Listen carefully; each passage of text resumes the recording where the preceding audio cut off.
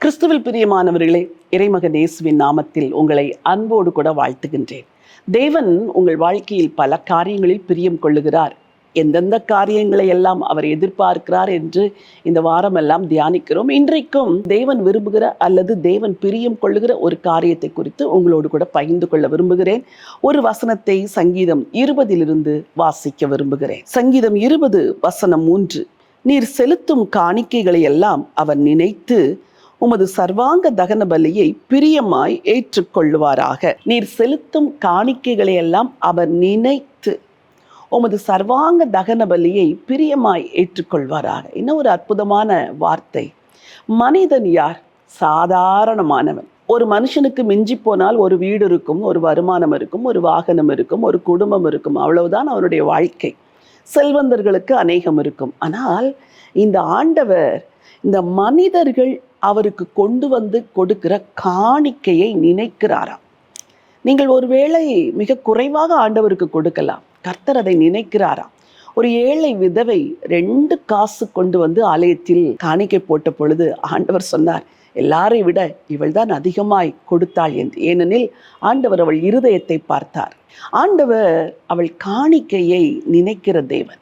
இன்றைக்கும் நீங்கள் ஆண்டவருக்கு செலுத்துகிற எல்லாவற்றையும் அவர் நினைக்கிறார். பணம் மட்டும் காணிக்கை கிடையாது. ஆண்டவருக்கு கொடுக்கிற நேரம், ஆண்டவருக்கு செலுத்துகிற அன்பு, ஆண்டவருக்காய் உழைக்கிற உழைப்பு, ஓடுகிற ஓட்டம், செய்கிற ஊழியம், ஆண்டவருக்காக சகிக்கிற காரியங்கள், பொறுக்கிற காரியங்கள், சாட்சி கெட்டுவிடக்கூடாது என்று பக்தியாய் வாழுகிற காரியங்கள், இவைகள் எல்லாமே காணிக்கை தான். நீர் செலுத்தும் காணிக்கைகளை எல்லாம் அவர் நினைத்து உமது சர்வாங்க தகன பலியை பிரியமாய் ஏற்றுக்கொள்வாராக. ஆண்டவருக்கு பிரியமான ஒன்றை அடுத்து வசனத்தின் பின்பகுதி சொல்கிறது, சர்வாங்க தகன பலி. அதாவது முழுவதும் அர்ப்பணிக்கப்பட்ட ஒரு வாழ்க்கை. நான் ஆண்டவருக்கு அடிமை, நான் வாழ்வது அவருக்காக, நான் ஓடுவது அவருக்காக, நான் பிழைப்பது அவருக்காக என்று ஆண்டவருக்காகவே வாழுகிற வாழ்க்கையில் ஆண்டவர் பிரியம் கொள்கிறார். இன்றைக்கு உங்களை பார்த்து கேட்கிறேன், யாருக்காக வாழ்கிறீர்கள்? எதற்காக வாழுகிறீர்கள்? ஒரு நாளின் 24 மணி நேரத்தில் எவ்வளவு நேரம் உங்களுக்காய் ரத்தம் சிந்தின இரட்சகருக்கு வாழுகிறீர்கள்? எவ்வளவு நேரம் அவருக்கு கொடுக்கிறீர்கள்? ஏதோ வாரத்தில் ஒரு நாள் 2 மணி நேரம் ஆலயத்திற்கு போய்விட்டு வந்தால் போதும் என்று நினைக்கிற நினைவுகள் தவறு. Do something for God. Do something for Christ who gave his life for you. ஆண்டவருக்காக ஏதாகிலும் செய்யுங்கள். அதில் அவர் பிரியம் கொள்ளுகிறாராம், அதை அவர் ஏற்றுக்கொள்கிறாராம், அதை அவர் நினைக்கிறாராம். இப்படிப்பட்ட மனுஷனுக்கு தேவன் கொடுக்கிற ஆசீர்வாதங்கள் இந்த சங்கீதத்தின் பின்பகுதியில் இருக்கிறது. வாசிக்கிறேன். வசனம் 4. அவர் உமது மன விருப்பத்தின்படி உமக்கு தந்தருளி உமது ஆலோசனைகளை எல்லாம் நிறைவேற்றுவாராக. என்ன அருமையான வார்த்தை!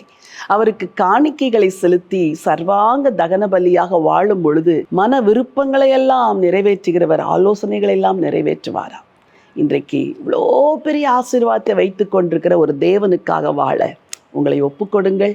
உங்கள் காணிக்கைகளும் உங்கள் அர்ப்பணிக்கப்பட்ட வாழ்வும் அவருக்கு அவசியம். உங்களுக்காக ஜெபிக்கிறேன். ஜீவனுள்ள தேவனே, அன்பின் ஆண்டவரே, எங்களுடைய காணிக்கைகளை எல்லாம் நினைத்து சர்வாங்க தகன பலியை பிரியமாய் ஏற்றுக்கொள்கிற தேவன் நீர்.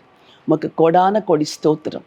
உம்முடைய பிள்ளைகள் உம்மை பிரியப்படுத்துகிற ஒரு வாழ்க்கை வாழும் பொழுது ஆண்டவரே, அவர் உமது மன விருப்பத்தின்படி தந்தருளி உமது ஆலோசனைகளை எல்லாம் நிறைவேற்றுவாராக என்ற வார்த்தையின்படியே உங்கள் பிள்ளைகளுடைய விருப்பங்களை தந்து அவர்கள் ஆலோசனைகளை நிறைவேற்றுங்கப்பா. இந்த நாளெல்லாம் உடைய திவ்ய பிரசன்னம் கூட இருந்து வழி நடத்தட்டும்.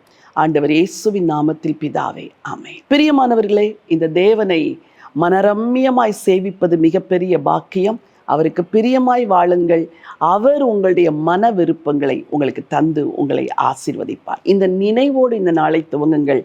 இந்த நாள் ஒரு வெற்றியின் நாள். God bless you.